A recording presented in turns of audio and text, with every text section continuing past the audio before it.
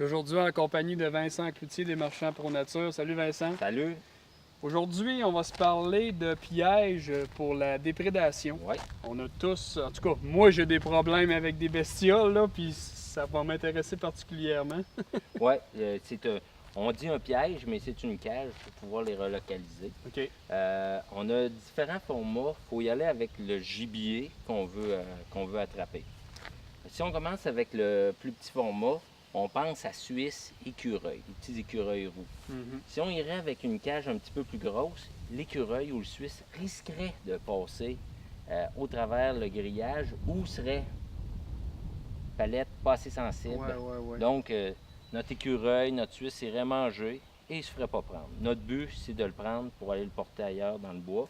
Donc, il faut y aller avec une plus petite cage comme ça. OK. Plus sensible le petit modèle que le gros. Ouais. OK. On peut mettre du beurre de pinot pour l'écureuil, le Suisse, sur la palette. Donc, l'écureuil va perdre un petit peu de temps à licher la palette. Donc, la porte en avant va se fermer. Comme ça. C'est vraiment ta palette qui est interrelié avec la porte. Le déclencheur. Même s'il voudrait sortir, il y a une barrure, il ne peut pas sortir.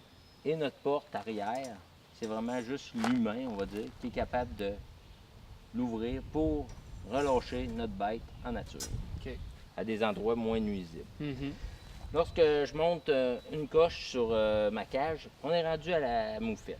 Oui, il y a plusieurs personnes qui les abrillent pareil, ils ont peur de se faire pisser dessus. Mais vu qu'elle n'est pas haute, notre moufette est capable de rentrer à l'intérieur, se faire prendre et n'est pas capable de se lever à queue. Donc, si elle n'est pas capable de se lever à queue, elle n'est pas capable d'uriner. Ça, sardine, oui, on va avoir des moufettes, mais on risque d'avoir des chats ou même un raton laveur. Un raton laveur qui rentre là-dedans va défaire la cage. Donc, si on veut y aller pour des moufettes, on y va avec des choses sucrées. Guimauve, confiture. Donc, on évite les chats, on évite les ratons laveurs. Mais il faut toujours penser qu'on peut prendre plus gros. Okay? Soit qu'on mette un poids sur notre cage ou qu'on l'attache pour éviter les déplacements ou qu'il brise la cage. OK. Même principe, moi j'attache mon appât vraiment à mon grillage en arrière. La moufette va aller mettre son poids à sa palette, ça va descendre.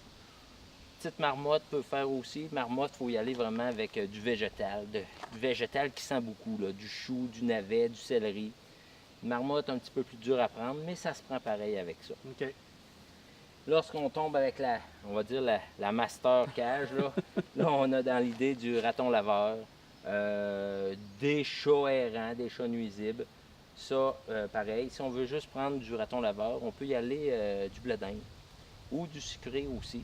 Donc, notre raton rentre dedans, pèle sa palette, ça descend en avant. C'est sûr qu'il doit faire un saut, mais ça, c'est pas bien grave. Le but de toute façon, c'est pas de les tuer, comme tu le disais, c'est d'aller les relocaliser. Puis tu nous parlais tout à l'heure qu'il faut que ce soit fait à 16 km ouais, pour que au ce moins soit 16 efficace. km pour pas qu'ils reviennent à la même endroit. Okay. Si on parle d'animal sauvage, que ce soit le raton laveur, la moufette ou les écureuils. OK. Combien ça se détaille, ça, Vincent? On joue 29, 39, 59 pour ces trois modèles de cage-là. On a ça en magasin. Facile à monter. Parfait. Fait qu'on va vous voir chez les Marchands Pro Nature pour se procurer ces cages-là. Oui. Merci, Vincent. Merci, Pascal.